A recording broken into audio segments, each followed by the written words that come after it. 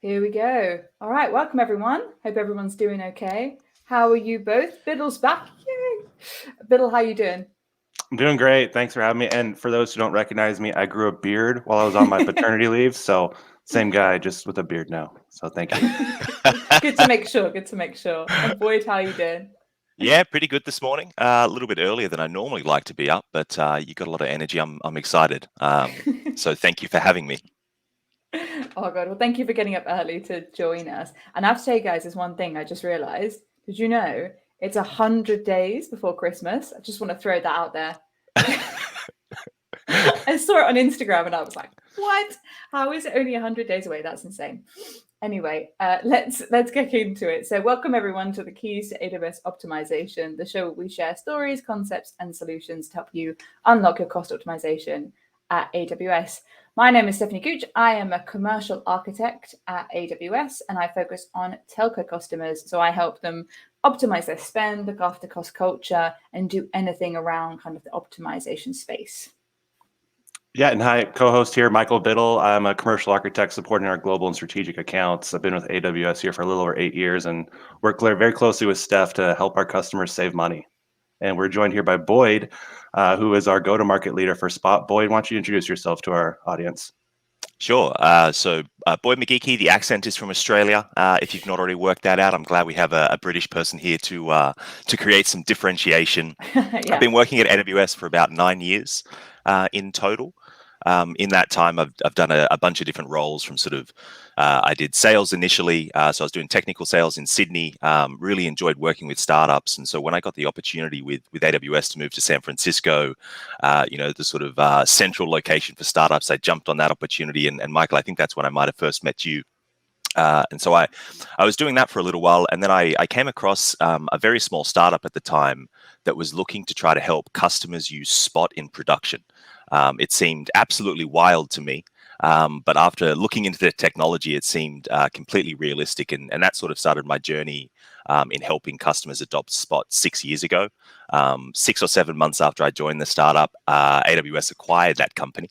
And so I very quickly came back to AWS and since then have done roles from business development to product management and now heading up the go-to-market function for the Spot business. And in that role, we sort of sit between, I guess, the sales organization and the product organization, trying to help customers make the most of the technology while helping take feedback from new customers to the product team so that we can make it even easier for you to optimize with Spot. And now I guess I should say I'm based in Seattle, despite the fact I'm Australian. Awesome. Thank you for that nice background story. I didn't know that your company was acquired by Amazon. That's pretty cool. So if you haven't guessed, we're talking about Spot today.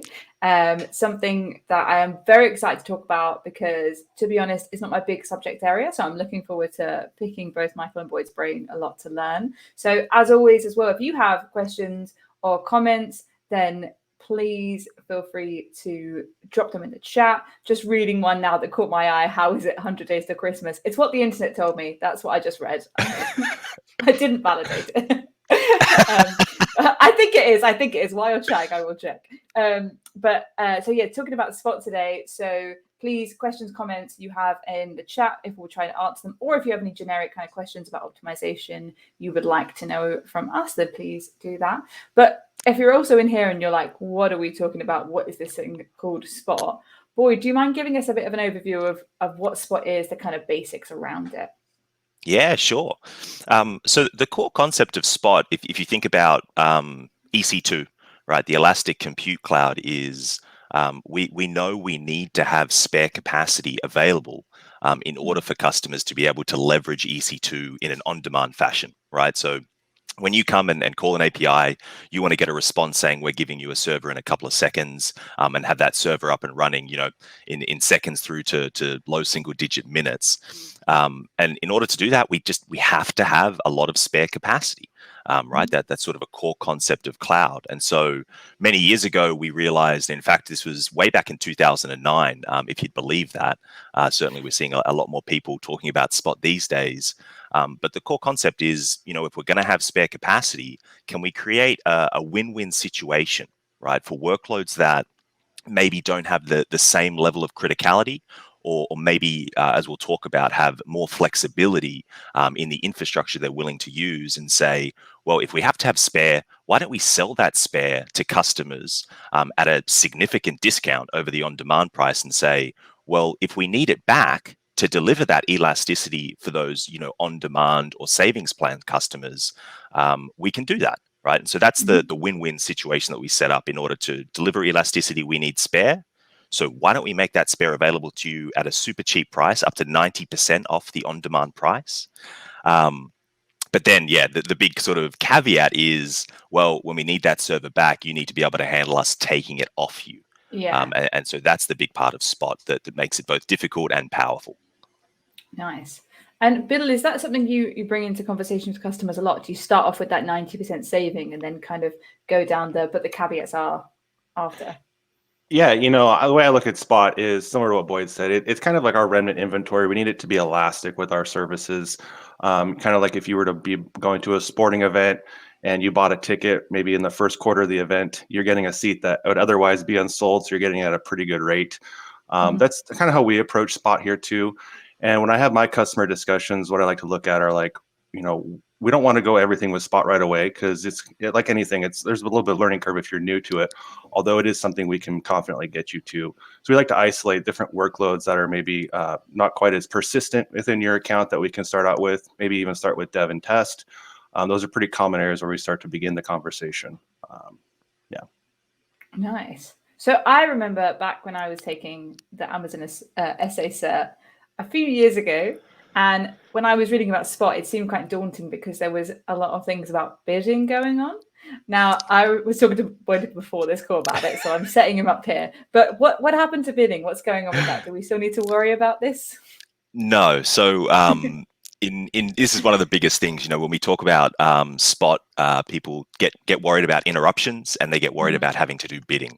And the interruptions is where we take the capacity back. I'll just quickly start by saying over 95% of the time, customers actually wrap up their own work and turn the servers off themselves. So interruptions happen, but not necessarily as often as you might think. You must be prepared for them, but don't conflate that with the idea that it's going to happen all the time. But yeah, let's talk about bidding for a minute, because it's been my mission since 2017 to kill off the belief that bidding still exists. So in 2017, we launched a new streamlined pricing model for Spot. Effectively, the Spot pricing model has always operated based on supply and demand. But before 2017, the price would react in near real time to any changes in supply and demand. And so we had this mechanic called bidding, where you would say, I'm willing to pay up to, $1. And so long as the price is less than $1, you keep the server. And when it goes above $1, you lose the server. And so you were effectively bidding against other Spot customers. And that created a pretty significant barrier to entry for people who, had fault tolerant, Spot friendly workloads. So we've killed off bidding. Now all you need to do is have a fault tolerant workload. You don't need to submit a bid. If we have spare capacity, we'll give it to you. And there's no competition between Spot customers anymore. First in, best dressed. If you have the server, the only reason we're going to take it off you is for non-Spot customers, right? So we're going to take it off you to give it to on-demand or savings plans customers. But no more bidding, no more clever maths, no more gaming the system. Just get the servers you want.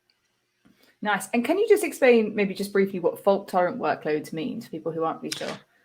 Yeah. So when I talk about a fault tolerant workload, really what I'm talking about, the way I put that for a customer in the simplest form is, hey, would your application survive? Would your customers see any impact if I took one or two of your servers away? Right? If I took one or two of your servers away, what would happen to the application?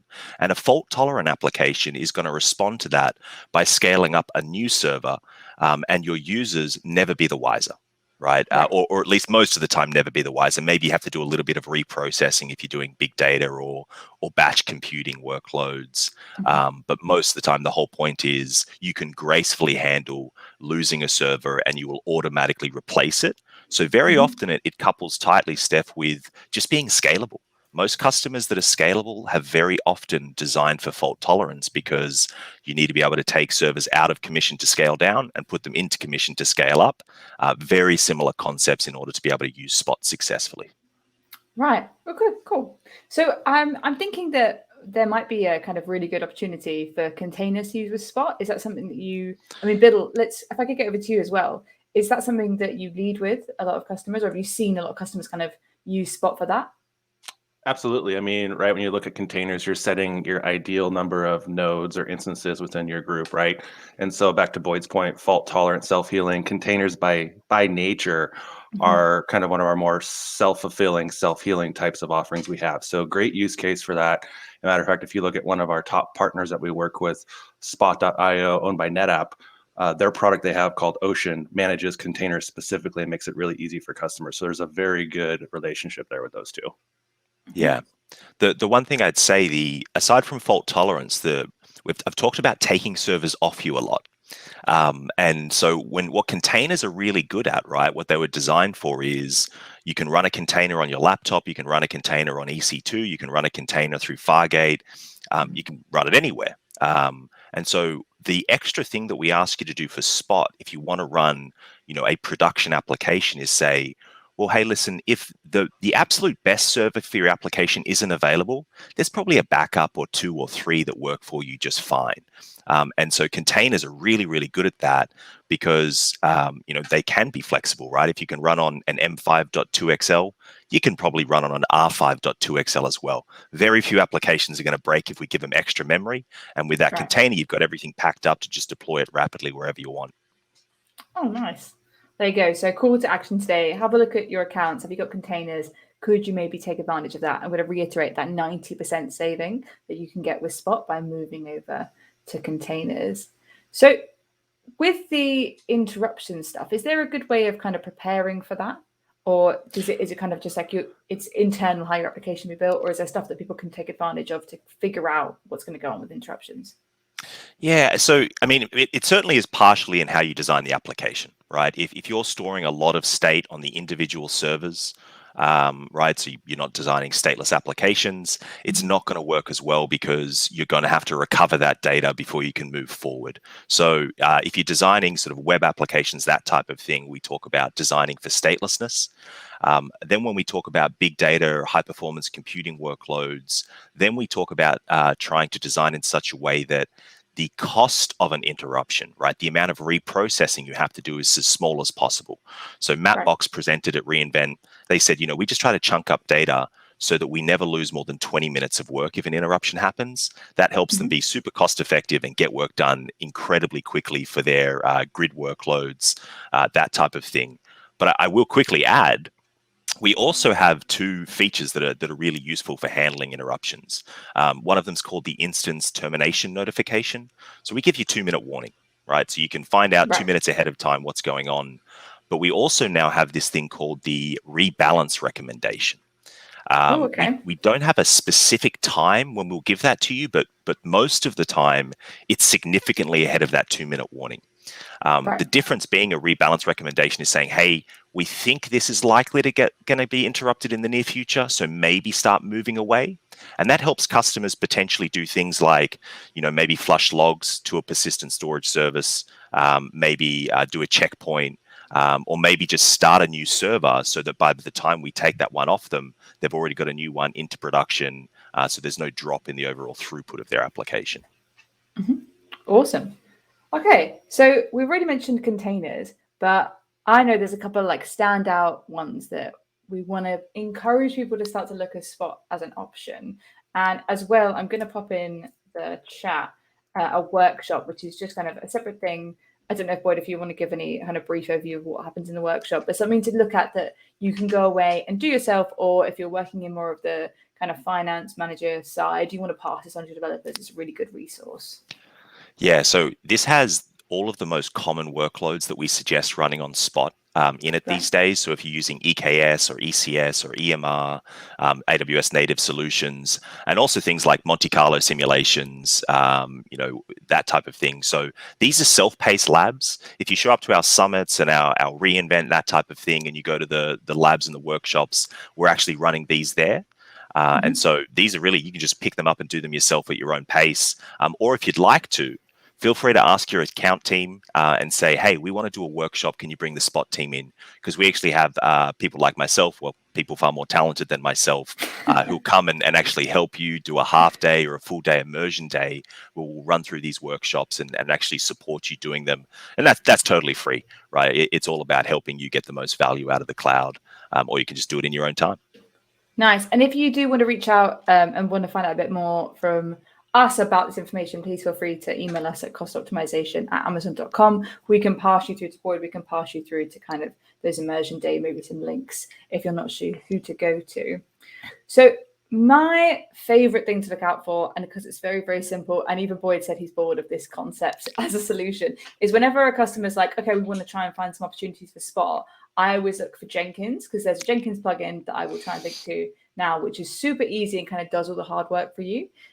So Biddle, what do you like look for in an organization where you're like, okay, that, because literally when I did the Jenkins one and somebody sent me their architecture diagram, saw the picture of Jenkins, the logo, and I was like, oh, change that to Spot, make some savings there. Is there anything you look out for? Well, there's two use cases that I really love. First one is EMR. The EMR in nature, right? You're running, part of it is persistent nodes and some of it is batch jobs, right? And you look at a use case we'll put in the chat here with Zillow. They use EMR for their ETL batch jobs at a very regular rate. There's some predictability there within their organization of when they're going to run those. So it kind of is very easy in that regard to predict around that. But most batch jobs are running at different times of like overnight when maybe you don't have anyone overseeing them. They don't need to be running persistent. They're kind of just picking up things that you've analyzed data from throughout earlier in the day. So that's a great use case right there. EMR with Spot goes together, great marriage. A second one that we really love is within machine learning frameworks, right? There's a lot of inferential training work that has to be done when you train a machine learning workload. And a lot of that training can sometimes become costly if you're running it persistently on different types of instances that are not either on Spot or are not covered with a savings plan. So if you're kind of, not necessarily up to speed on how savings plans work and you want to get a low cost offering to do those machine learning training workloads in off hours, go with Spot. And you mentioned the Jenkins plugin. I don't want to steal your thunder there, but that's an awesome segue too. Yeah, highlight this Jenkins one. Go check it out. We also have a plugin if you're a Bamboo customer, Atlassian Bamboo. If you happen to be in that category as well, we've got a plugin in their marketplace that's free to use too. Awesome. All right. So now, Boyd, what's your favorite one? This could be super technical or super chill. What one do you like to be like, oh yeah, look at that. Check this out for Spot. I mean, for me, I definitely get the most fun working on high throughput computing workloads. So of that category of high performance computing, but the embarrassingly parallel ones, that's where we really get to see Spot put to its paces and really benefit from the almost infinite scale that we can provide to any individual customer. And so it's both that it's really awesome to see what you can do with sort of, a 500,000 or 1 million vCPUs, that type of thing. But also a lot of those workloads, they're doing things that are cool, right? They're either trying to help us develop new drugs to help fight viruses, or help create the movies that we go to see, the animations, the visual effects, that type of thing. So yeah, definitely what I call sort of high throughput computing. Not every organization necessarily has it, but a lot of the time, if you've got any type of batch or queue-based processing, that falls into that category, right? It's not big data, but you are throwing a lot of compute power at creating a scene or confirming that the plane's going to stay in the air, or confirming that, this drug architecture is going to kill the virus successfully. Nice. So we've got a question here. I'm going to pop it up. Should I run build jobs with Spot? And what about GPU instances? They followed up with as well. Ooh, so an easy question and then a tougher question. Okay, right. This one first. Should I run builds? Yeah, absolutely. For the most part, when we look at I suppose I'll caveat that by saying some organizations have sort of individual build servers, and if a single server goes down, the entire build pipeline will stop. Some organizations have sort of an aggregated build system where you'll be sending builds from all parts of the organization, and you might have lots of servers acting in concert to deliver your builds. The second category is incredibly easy to run Spot, but even the first category works really, really well. But all we'd make sure you're doing is having a backup server there. So if your number one instance got taken away, we could restart another one. Your builds might be delayed by 5 minutes, but then you can just quickly restart them again and get running. If a build fails, I'm sure you've experienced that before. I'm sure you've got a lot of experience restarting a build. So that's an easy fit for the most part. What about the GPUs? Yeah, so we have a lot of customers that run GPUs on Spot and get a huge amount of benefit out of it. However, and this is the honest truth here, when a customer comes and says, I want to run a CPU workload on Spot, and I say, so long as you can be instance flexible, we'll almost never run out of capacity for you. That same thing is not necessarily true with GPUs, right? Because you might need a specific generation of GPU, because there's still huge advancements between sort of the different chips that the providers are putting out, and they're really popular. And so what I say with GPUs is, yes, you absolutely can, but I tell everyone it's more opportunistic. So you might be able to run your GPU workload on Spot 60, 70, 80% of the time. But you do have to be aware that there will be times when we just can't give you as many GPUs as you might like on Spot, unlike CPUs. Fair enough. Okay, so I'm going to go back into one of the questions, what we were talking about a bit earlier, but we've been talking about the models that do work well, opportunities that do work well. Is there anything that stands out just briefly where you're like, you shouldn't put that on Spot? Do not put your databases on Spot. Okay. Michael, I don't know if you've ever seen a customer considering putting a database on Spot. Have you run into that anytime recently? No, I haven't personally. Good, but I would agree. Yeah. Good. We've been trying really hard. I actually had a customer, if this then that, at reInvent a few years ago, who admitted on stage that they actually run some of their databases on Spot, and I said, don't tell anyone that, it's a bad idea. I mean, listen. What's the definition of a stateful application? It's a database. It carries all of your state. And the other thing is you don't often scale. I mean, particularly a relational database, you're not often going to scale that horizontally. So it doesn't get the benefit of throwing a ton of compute power at a problem that Spot is really, really great at, because you're going to vertically scale. So no databases. And then, the other thing is, unfortunately, those enterprise apps that you designed 30 years ago and you haven't done any updates to make them sort of cloud friendly, not going to be a good idea. If scaling is a terrifying idea, if horizontal scaling is terrifying, Spot is not for you right now. That's sort of a simple way to think about it.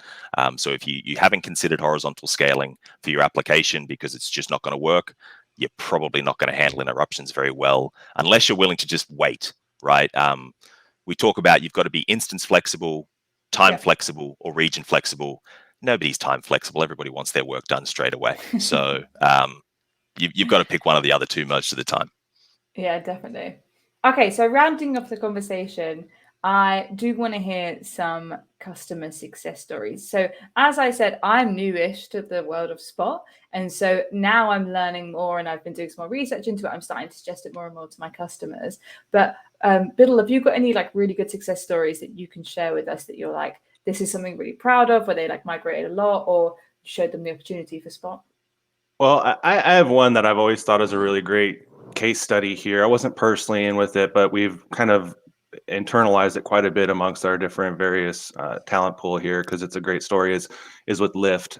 If you look at the Lyft case study we'll put in the chat here, I think they're running something like over 78% of their production workloads or more on Spot. And you want to talk about an application that needs to be always available, very persistent, and taking in unpredictable incoming inputs from their user base. It's people hailing ride cars, right? And so they've been able to be really successful by building their application to be fault tolerant, using different auto scaling policies so that it can scale out horizontally and self-heal as maybe different interruptions come. And so I think the key, when you look at the Lyft case study, even when you look at Zillow that we put in the chat, and there's another one with Salesforce that we'll put in here, what's really key is they're architecting backwards with their applications to say, hey, if we know we're going to get a 2-minute notice, can effectively what's in this machine here, can it dump into a new live host as it needs to, right? And if the answer is yes, you're going to be in a really good position to take advantage of Spot. And so, yeah, that's one that we really like to push forward here. I mean, 77% plus your production workload on Spot's pretty impressive. Yeah, definitely. I like the idea of doing the architecting backwards. So thinking about it from that point of view, because I think people always want to. Well, there's like different groups of people. I think people have heard of Spot and they hear the saving and they like want to go for it, and they're just people that maybe don't know about the complexities of the applications. Are a bit like, oh, I'm not really sure. But yeah, that's awesome. Okay, Boyd, what's your kind of top stories that you've had? So probably one of the ones that I'm most excited about right now is a lot of the autonomous vehicles companies running workloads. Okay. So one of them in particular, a company by the name of Mobileye. You might not have heard of them, but there's a decent chance their hardware is in your car. If you've got cruise control or adaptive lane assist, that type of adaptive cruise control, lane assist, that type of thing. And they're really on a journey to make us fully autonomous from a driving perspective. And the reason I bring that up is, I mean, I'm at least a believer that we can save a lot of lives if we take the human element out of making mistakes on the road, out of, drink driving, driving when you're tired, that type of thing. And so for them, the ability to scale up, on any given day to 500,000 to 1 million concurrent vCPUs is really powerful, because it lets their data scientists just, rapidly advance that technology and do these huge simulations, which, are going to be critical to making these things road safe. So really excited about that one, both because of the scale and its potential impact on sort of society. Yeah. That's really cool. And you mentioned also kind of the films that we see. As you can see in my background, I like some types of films. What kind of examples do you have with that? That's really cool. Yes, I mean, I don't think it was necessarily the best film in terms of a record, but there was a film in terms of the overall ratings, I should say. But if you have kids, you might have seen Sherlock Gnomes a few years ago. That was fully rendered on AWS. And then maybe some more popular films. I got the chance to present with Disney a few years ago about how they actually started using the cloud for the first time to render parts of Moana. Which I think is certainly a film that at least I'm more excited to talk about, having been built on Spot. And there's certainly more that we're going on right now, but that is an industry that likes to keep secrets until the movies come out. And so you're certainly going to see a lot of movies coming out over the next couple of months that have been rendered on Spot, and we'll be able to talk about it afterwards. We're never allowed to talk about it beforehand, unfortunately. It'd be go on, Biddle. No, I was just going to say, you bring up a good point there, right? Like, so think about Spot as, and kind of flip it on its head. Some companies will do different workloads where it might take a day to run that. And in your current mindset, you're like, hey, I need to have this up all 24 hours because it takes this long to process this job. I could throw more instances at it, but it's more costly. Well, in this case, throw a bunch of Spot at it. Like, give it a try, right?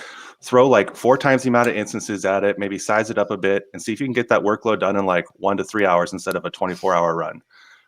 That's really where you start turning in not just cost savings with it, but business agility. So instead of spending the rest of the day kind of like overlooking that workload, what else could you do with your business? Like, what else could engineers come up with? And so think about it from that perspective too. Throw a what is it? Throw a nuclear warhead at an anthill, something like that, right? If you can get the job done faster. How very American. I was just going to say that. Yeah, I mean, it really good point. Don't just think about it as savings. Think about it as unleashing your most talented people. You can do, 5 to 10x the compute with the same budget all of a sudden, and get that work done quickly. Because that's certainly what the artists care about. That's what the data science care about. Is you don't want those people sitting on their hands. You want them with the results in their hands, making the next move. Mm-hmm. Yeah. All I can think of now is there being like a Rotten Tomatoes version of the all movies done by Spot. I think we should keep track and then vow to see those films and have a rating. Sub part of the show, maybe we should have that as a top 5 films done by Spot. Just to see that. I wonder it'd be good if it was in the credits, like rendered by Spot. We actually do have some of our teammates that ended up getting on IMDb for their contributions with helping these companies render. Yeah. Oh my God, that's so cool. And I didn't know until a while ago that Amazon owned IMDb. That's cool. Yes. That's not how we get our names on, though. We're not cheating. The system. Awesome. Okay, so we're just about time. We've got like 1 minute left. Boyd, is there anything that you really want to make sure people go and check out after today? Yeah, I mean, please go check out those workshops. As I say, it's going to tell you the workloads. It's super simple to get started. Some of them you can go through in an hour or two, and they're going to cost you about $5, right? Just turn the servers off when you're done. Because what I really like to encourage people to do is don't believe me, set up a small service, run it for a while, and you'll notice you don't get interrupted all that often. So that would be my call to action: is turn on a spot server and just experience the reality, which is you got to be prepared, but it doesn't happen anywhere near as often as you might think. Nice. Awesome. Okay, so thank you so much for joining us. Thanks, Biddle, for coming back as always. Next week, we are talking about forecasting. So join us then. I know, as always, you can check us out on YouTube, the same for this, or on Twitch on demand. Have a nice day, everybody, and see you next week.